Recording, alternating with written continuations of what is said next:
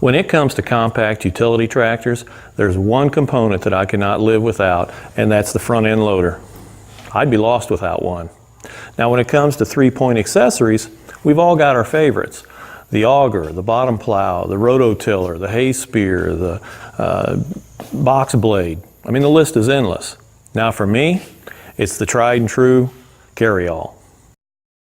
Now the term carryall seems like a broad term, but then so are the possibilities for a piece of equipment like this. Now this is a pretty basic accessory. It's not been designed by some pointy-headed NASA types. It's just angle iron that's been welded together and has some pre-drilled holes. Now I bought this from a farmer for about $50. This one's rated at about 1,000 pounds. I've seen substantially more than 1,000 pounds loaded onto these, but for the sake of argument, we'll stay with 1,000 pounds. You can pick one of these up probably at your local feed store for about $150. Now, I'm going to replace the rotten wood that's on here with some pressure-treated 2x6s. But since this isn't a video on how to saw boards, we're going to skip that segment. And when you come back in a moment, I'm going to show you some real examples of what I use a carryall for on my property and how it maximizes my production and minimizes my effort.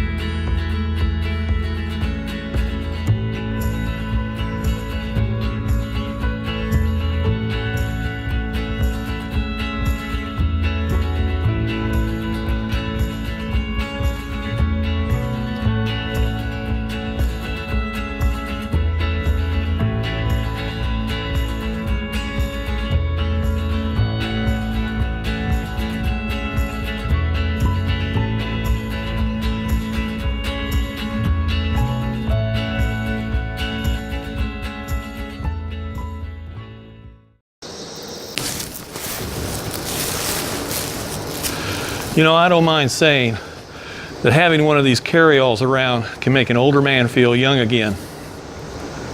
Now, these are also good if you're trying to add ballast to the back of your tractor. If, for example, you don't have filled tires or suitcase weights on the back, or you don't feel like monkeying around with some heavy, awkward implement to add ballast, and you know you're going to be having material in your bucket, gravel or dirt or whatever.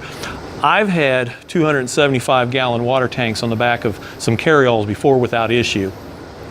Now, this afternoon, for the project that I'm going to be doing, typically I would have to go hook up a UTV to a trailer, haul everything down there, come all the way back up, get the tractor, take it down. You know, if you're working by yourself, you feel like you're spinning your wheels. In this case, I'm going to be able to put everything on the carryall and then put my tools and equipment in the front loader. I'll be able to go down there, knock everything out in one trip, and you know, it's just more efficient. Now, you know, this is a really basic design. You can make these deeper, taller, wider, thicker, heavier duty. I mean, it's up to your imagination. I've seen people put doors with hinges on these. I've seen them box them in, put lids on the top. You can use a swinging gate, for example, if you're going to have gravel in the back, and by adjusting your top link, you could simply pour it and spread it out over a drive or a trail. Now again, these are very easy to move around too versus most other implements, so it's not hard to hook them up. It's not hard to get them unhooked and park them somewhere out of the way when you're not using them. Now, watching how I did this, you saw my prep was quick. I wasn't focused on sparkle. During the course of reassembly, I wasn't able to use 4 of the original carriage bolts. They were just too rusted, and so I live out in the country, and it was just not worth it to me to drive all the way into town to the nearest hardware store to pick up 4 carriage bolts to finish this video. So I just grabbed what I had off the shelf. I had some other bolts. They work. If you didn't catch it, I'm telling you they're there, and at some time in the future I'll change those out. If you can't tell, I really enjoy talking about the multi-purpose uses of the carryall. I really do. It's just a great tool, and I think it's understated how important these are to people, that whether you own a half acre or 1,000 acres, these really come in handy. And I hope you enjoyed watching this, and I hope you'll check out more videos in the future. And from AmericanOutdoors.net, so long folks, we'll talk to you soon.